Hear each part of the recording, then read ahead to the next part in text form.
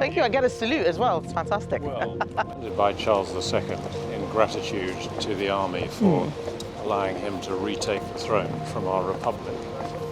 And it's been a home for old soldiers ever since. Afternoon. Pleasure to meet you. Pleasure is all mine. Good to meet you. Hi. Thank you so much. Try along. Pleased to meet you. We've had a really interesting visit with the Chelsea pensioners. It's a real reminder of how we need to look after veterans. They're special people. They risked their lives for all of us. This VE Week, as we're calling it, is a perfect time to remember what we owe them. I just want to get a better understanding of just, what it was like. They can't understand what it was like for us on the ground 40 years ago in Northern Ireland. Just can't.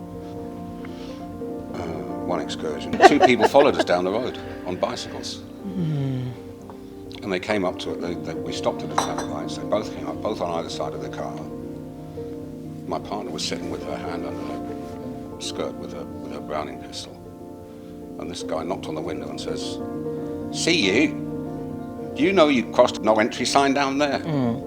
She looked at him and said, "We crossed the desert line and you follow us down the street in Belfast in the middle of the night. You know I've got a 45 pointed at your lower region right now."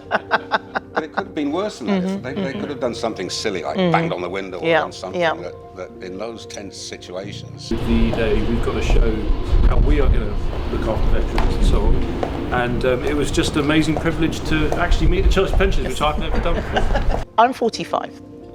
And I was born here, but I grew up, in Nigeria. I grew up under a military government. So a lot of the things that you describe, soldiers would shoot people just randomly in the street, just that being afraid, having a society where it's just a danger all the time. Coming back here and seeing just how safe and wonderful the UK is, my priority is this is a miracle, what we have achieved in this country, in Western Europe, in the US. This is not normal, and people take it for granted, and we have to do everything we can to protect it. This VE Day, VE80, is particularly special because we still have a few World War II veterans around.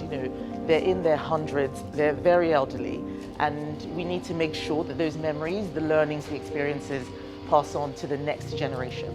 I'm very worried about the inheritance that we're leaving for the next generation. Many people are forgetting about the past. They're forgetting the values and principles that helped create Great Britain, and we've got to make sure that we preserve them. I don't think any other party will do that as well as the Conservatives. That's what we're about.